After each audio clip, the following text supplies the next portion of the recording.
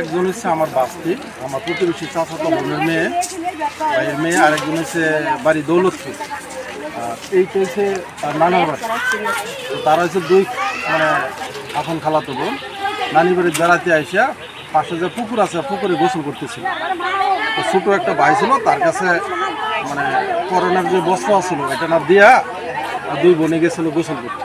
তো গোসল করার পুকুরে গর্ত বেশি, এরা উঠতে পারে না।